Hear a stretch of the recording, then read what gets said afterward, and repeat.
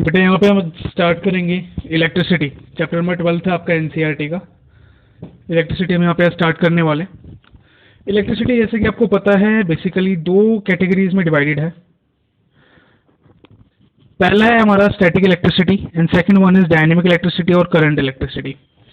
अब static electricity क्या है, यहाँ पे क्या होगा, देखो दोनों में इलेक्ट्रिसिटी का मतलब ही यही है, स्टडी ऑफ चार्जेस। हम यहाँ पे चार्जेस की बात करेंगे, इलेक्ट्रिक चार्जेस की बात करेंगे। तो जब हम चार्जेस की बात करते हैं तो यहाँ पे स्टैटिक इलेक्ट्रिसिटी का मतलब क्या है, जहाँ पे मूवमेंट नहीं होगी चार्जेस की। यहाँ पे ट्रांसफर होगा चार्ज लेकिन मूवमेंट नहीं होगी आपस में। सपोज जैसे आपने एक स्केल रब करते थे आप पहले, स्केल जब आप अपने हेयर में रब करते थे तो स्केल क्या हो गया, चार्ज बॉडी में कन्वर्ट हो गया।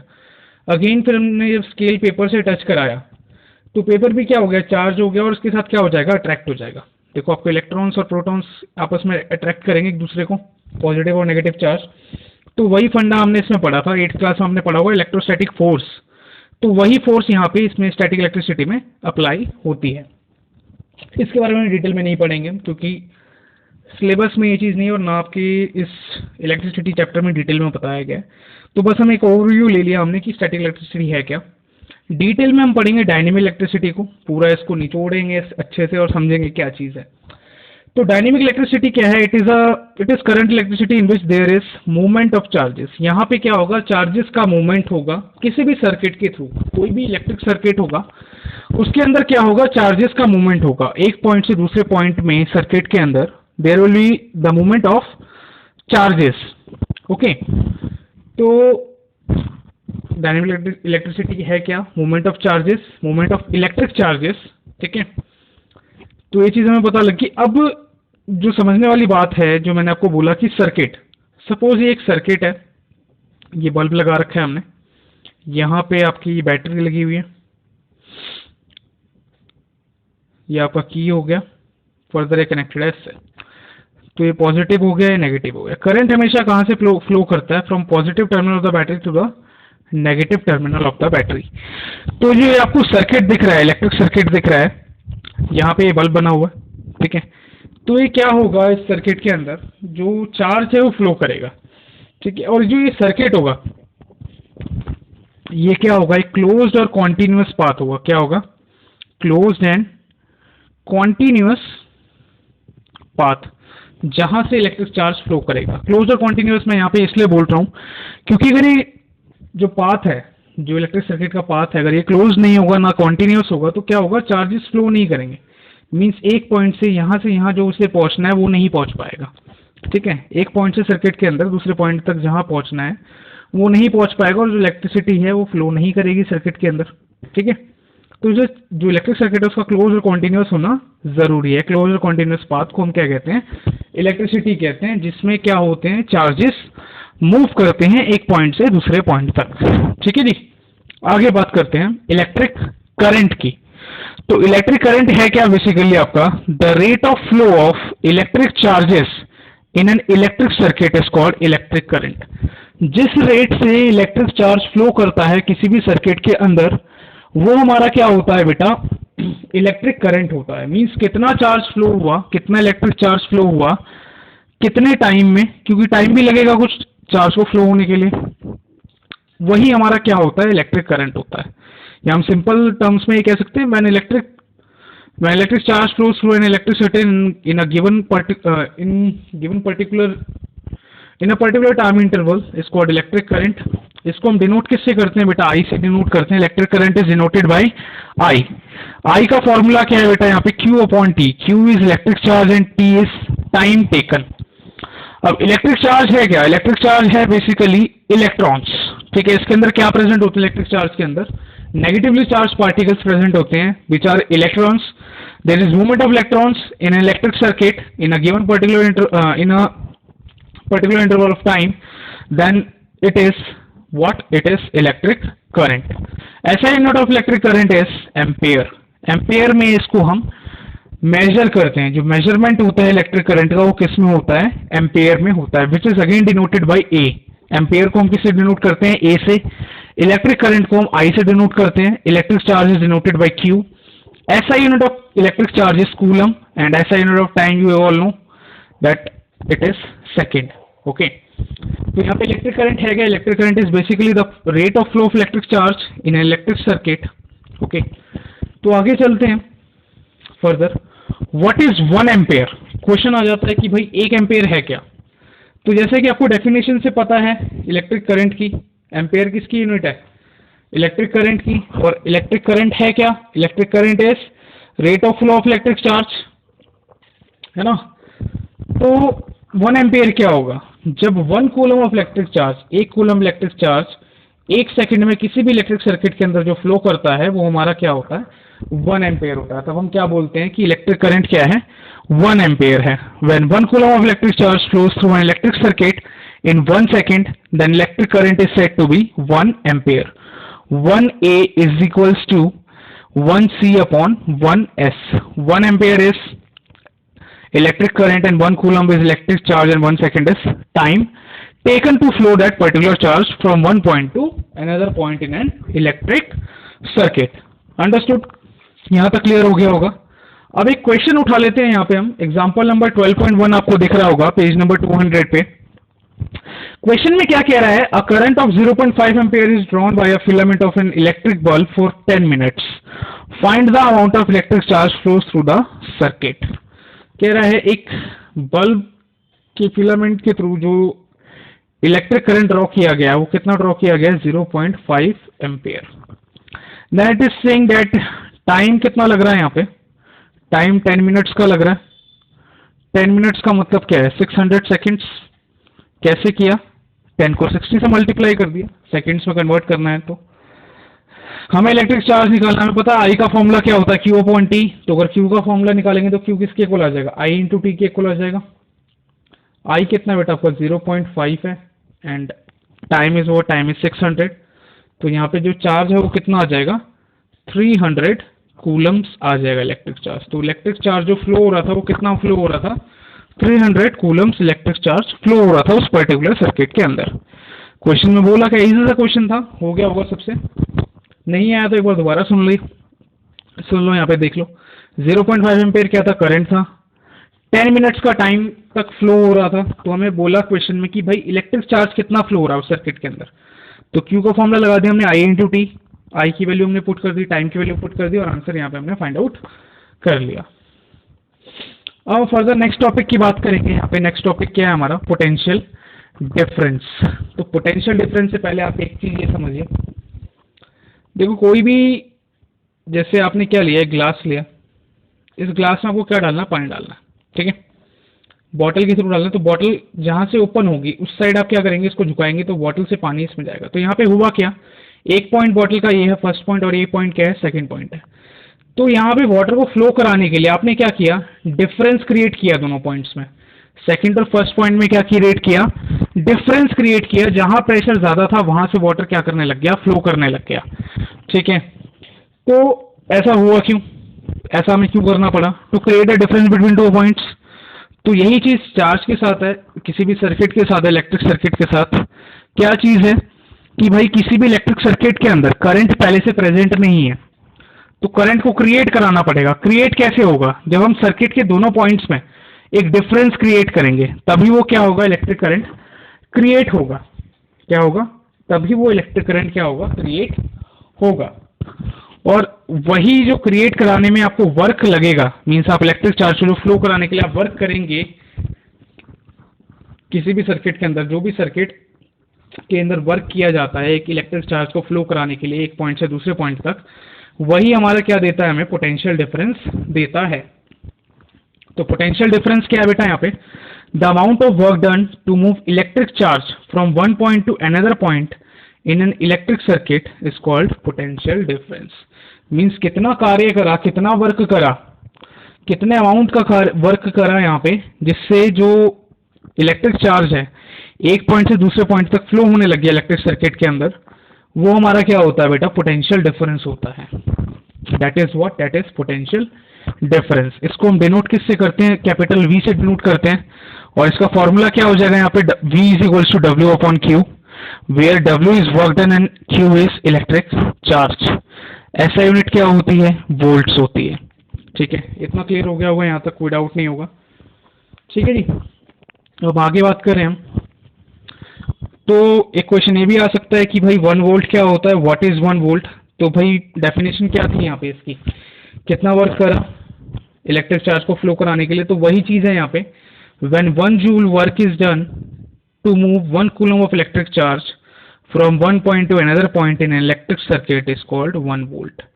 कि भाई हमने 1 जूल वर्क करा, कितना वर्क करा, 1 जूल का हमने काम करा उस सर्किट ने, उस पर्टिकुलर सर्किट में कितना वर्क हुआ 1 जूल, और 1 कूलम भी इलेक्ट्रिक चार्ज फ्लो हुआ। मींस 1 कूलम को इलेक्ट्रिक चार्ज को फ्लो कराने के लिए जब 1 जूल का वर्क किया जाएगा और वो चार्ज एक पॉइंट से दूसरे पॉइंट तक मूव करेगा या across the ends of a conductor move करेगा, तो वो हमारा क्या हो जाएगा बेटा, 1 वोल्ट हो जाएगा। ठीक है, क्या हो जाएगा, 1 वोल्ट हो जाएगा। 1 B is equals to 1J upon 1C। J क्या है, जूल्स है जो वर्क की एसआई यूनिट होती है, C क्या है, कूलम्स है जो इलेक्ट्रिक चार्ज की एसआई यूनिट होती है। तो 1 वोल्ट क्या है, when 1 joule of work is done to move 1 coulomb of electric charge from one point to another point in an electric circuit is called 1 volt. उसको हम क्या कहते हैं, 1 वोल्ट कहते हैं। ठीक है, आगे चलते हैं। नेक्स्ट टॉपिक है हमारा, उससे पहले हम एक न्यूमेरिकल कर लेते हैं। इसी के ऊपर है, इसी के नीचे आप देखेंगे 202 पेज नंबर पे है, एग्जांपल नंबर 12.2। इसमें क्या है, हमें क्वेश्चन में क्या कह रहा है, how much work is done in moving a charge of 2 Coulomb's across 2 points of current, 2 points having a potential difference of 12 volt. हमें इलेक्ट्रिक चार्ज दिया हुआ है, कितना दिया हुआ है, 2 कूलम का दिया हुआ है, और हमें पोटेंशियल डिफरेंस गिवन है 12 वोल्ट का। तो हमें वर्क निकालना है, तो वर्क का फॉर्मूला क्या हो जाएगा, potential difference multiplied by electric charge, because V is equals to W upon Q, that's why W is equals to V into Q। तो भाई 12 इंटू 2 हो जाएगा, तो आंसर कितना आ जाएगा आपका, 24 जूल्स आपका क्या आ जाएगा, आंसर आ जाएगा। मीन्स इतना वर्क करना पड़ेगा उसको इस 2 कूलम के इलेक्ट्रिक चार्ज को फ्लो कराने के लिए, जिसका पोटेंशियल डिफरेंस कितना है, 12 वोल्ट है। ठीक है, मीन्स 24 जूल वर्क करना पड़ेगा। हम ये भी कह सकते हैं कि भाई 24 जूल्स वर्क करना पड़ेगा 2 कूलम के इलेक्ट्रिक चार्ज को फ्लो कराने के लिए, जिसके पोटेंशियल डिफरेंस या जो उसके एंड्स के क्रॉस, जो 2 एंड्स हैं सर्किट के, उसके क्रॉस जो पोटेंशियल डिफरेंस अगर 12 वोल्ट है तो। ठीक है, तो इस न्यूमेरिकल से भी और क्लैरिटी आ गई होगी आपको। फर्दर हम देखते हैं बेटा ओम्स लॉ। अब ओम्स लॉ है क्या, ओम्स लॉ क्या है, सपोज हमारे पास एक इलेक्ट्रिक सर्किट है, उसके थ्रू जो पोटेंशियल डिफरेंस है उसके एंड्स के अक्रॉस, वो क्या होगा, डायरेक्टली प्रोपोर्शनल होगा किसके, जो इलेक्ट्रिक करंट उसके थ्रू फ्लो कर रहा है। या हम ये भी कह सकते हैं potential difference across the ends of a given metallic wire is directly proportional to the electric current flowing through it. मतलब कोई भी एक मेटेलिक वायर है, उसके एंड्स के थ्रू जो पोटेंशियल डिफरेंस होगा, उसके एंड्स में जो पोटेंशियल डिफरेंस होगा, उसके क्रॉस द एंड्स जो पोटेंशियल डिफरेंस होगा, वो डायरेक्टली प्रोपोर्शनल होगा किसके, इलेक्ट्रिक करंट जो उस पर्टिकुलर मेटेलिक वायर के थ्रू फ्लो कर रहा है। ठीक है, क्लियर है, दोबारा सुन लो यहाँ पे, what is Ohm's law, according to Ohm's law potential difference across the ends of a given metallic wire is directly proportional to the electric current flowing through it. Means किसी भी मेटेलिक वायर, मतलब कि कोई particular metallic wire है, उसके through या उसके across जो पोटेंशियल डिफरेंस होगा वो किसके डायरेक्टली प्रोपोर्शनल होगा, इलेक्ट्रिक करंट जो उसके थ्रू फ्लो कर रहा है। मतलब V अगर बढ़ रहा है तो I भी क्या हो जाएगा, इंक्रीज होगा। V अगर घटेगा तो I भी क्या होगा, घटेगा, मींस कम होगा। ठीक है, इतना क्लियर हो गया होगा। अब यहाँ पे हमने क्या लेट करा कि अगर V हमारा पोटेंशियल डिफरेंस है और I क्या है, इलेक्ट्रिक करंट जो उसके थ्रू फ्लो कर रहा है, तो V is directly proportional to I because of what, because of Ohm's law. Ohm's law ये कह रहा है कि भाई पोटेंशियल डिफरेंस जो है किसी भी मेटेलिक वायर के एंड्स के क्रॉस, वो डायरेक्टली प्रोपोर्शनल होता है किसके, इलेक्ट्रिक करंट के। तो V is directly proportional to I। जब प्रोपोर्शनलिटी का साइन हटा दें तो कांस्टेंट टर्म आ जाती है R। R क्या है बेटा, where R is resistance of that particular metallic wire, और R है क्या एक्चुअल में, रेजिस्टेंस क्या है उस पर्टिकुलर कंडक्टर की प्रॉपर्टी। सपोज हमने एक कॉपर वायर ली, उसकी जो रेजिस्टेंस है वो क्या है, कांस्टेंट है, वो रेजिस्टेंस वही रहेगी। हमने कोई अप्लायंस लिया, उसको कोई रेजिस्टर लिया, उसकी जो रेजिस्टेंस है वो वही रहेगी, चेंज नहीं होगी। रेजिस्टेंस इज कांस्टेंट, चेंज किस में आ सकता है, इलेक्ट्रिक करंट में चेंज आ सकता है। ठीक है, तो यहाँ पे जो रेजिस्टेंस है वो क्या है, एक प्रॉपर्टी है कंडक्टर की, जो क्या करती है, इलेक्ट्रिक चार्ज के फ्लो को रेजिस्ट करती है। मींस किसी वायर के थ्रू जो इलेक्ट्रिक चार्ज फ्लो कर रहा है, इलेक्ट्रिक करंट फ्लो कर रहा है, उसको रेजिस्ट करना, उस रेजिस्टेंस, उस पर्टिकुलर मेटेलिक वायर की क्या है, एक प्रॉपर्टी है जिसको हम क्या कहते हैं, रेजिस्टेंस कहते हैं। या हम ये कह सकते हैं it is a property of a conductor to resist the flow of electric charge through it. R का फॉर्मूला क्या हो जाएगा, V अपॉन आई। आर की ऐसा यूनिट क्या होती है, रेजिस्टेंस की, दैट इज ओम्स। ओम क्या है, ऐसा यूनिट है किसकी, रेजिस्टेंस की। ठीक है, तो यहाँ पे क्लियर हो गया। ओम्स लॉ एक और बार देख लेते हैं हम। ओम्स लॉ क्या है, अगर किसी भी कंडक्टर का जो पोटेंशियल डिफरेंस होता है, किसी भी मेटेलिक वायर का या किसी भी सर्किट का जो पोटेंशियल डिफरेंस है, वो हमेशा क्या रहेगा, डायरेक्टली प्रोपोर्शनल रहेगा किसके, जो इलेक्ट्रिक करंट उसके थ्रू फ्लो कर रहा है। That is V is directly proportional to I। V is what, V is potential difference and I is electric current. तो प्रोपोर्शनलिटी का साइन आप हटाते हैं तो R आता है, तो V equal to I R. एक और फॉर्मूला आ गया आपके पास पोटेंशियल डिफरेंस का। एक फॉर्मूला हमने पहले देखा था, वो क्या था, वो ये था आपका V equal to W upon Q. और एक फॉर्मूला हमने अभी देखा, वो क्या है, V equal to I R, that is this, V equal to R I या आई आर, जो भी आप कह लो यहाँ पे। ठीक है, और R क्या हमारा रेजिस्टेंस है, which is the property of a conductor to resist the flow of electric charge through it. तो R का भी यहाँ पे एक फॉर्मूला आ गया, क्या, V into V upon I. अब यहाँ पे ऐसा यूनिट क्या है, रेजिस्टेंस की, ओम है। यहाँ पे एक और चीज मैं ऐड करना चाहूंगा, जो I है वो इनवर्सली प्रोपोर्शनल है, या जो R है हमारा, that is inversely proportional to the electric current. इसका मतलब क्या है, यहाँ पे R क्या है, इनवर्सली प्रोपोर्शनल है किसके, इलेक्ट्रिक करंट के। R is inversely proportional to electric current. That means कि अगर R ज्यादा है तो I क्या होगा, हमेशा कम रहेगा। R कम रहेगा तो R क्या रहेगा, हमेशा ज्यादा रहेगा। ठीक है, I के ऊपर रेजिस्टेंस की वैल्यू डिपेंड नहीं करेगी, रेजिस्टेंस से I की वैल्यू में चेंज आएगा। मींस अगर हमने करंट ज्यादा या कम करा तो उस रेजिस्टर का या उस वायर का रेजिस्टेंस कम या ज्यादा नहीं होगा। चेंज किसकी वजह से आएगा, अगर हमने रेजिस्टेंस कम करा, मींस हमने कॉपर वायर ली, फिर दूसरी किसी और मटेरियल की वायर ले ली, तो वहां पे रेजिस्टेंस में चेंज आएगा, जिसकी वजह से करंट में चेंज आएगा। करंट कम या ज्यादा करने से रेजिस्टेंस में चेंज नहीं आता है। ठीक है, फर्दर हम इसके ऊपर एक न्यूमेरिकल देख लेते हैं और अच्छे से क्लियर हो जाएगा आपको। 208 पेज नंबर पे आ जाइए, एग्जाम्पल नंबर 12.3 है।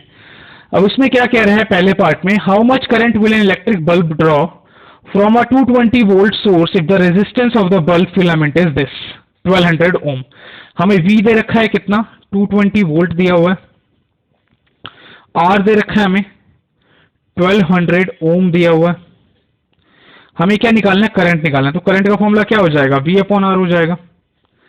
V कितना बेटा आपका यहाँ पे 220 है और R कितना आपका 1200 है। यहाँ पर आप इसको सॉल्व करेंगे 11 आ जाएगा, यहाँ पे 60 आ जाएगा। तो 60 से आप इसे काटेंगे 0.18 समथिंग आएगा, 18 एम्पेयर। यहाँ पे क्या आ जाएगा, करंट आ जाएगा। ठीक है, यहाँ पे करंट क्या आ जाएगा, 0.18 एम्पेयर। डिवाइड करके देखेंगे तो यही आंसर आएगा। अब एक तो ये पहला पार्ट हो गया, जब रेजिस्टेंस कितना था 1200 था, पोटेंशियल डिफरेंस 220 था, तो करंट कितना है 0.18 एम्पेयर आया।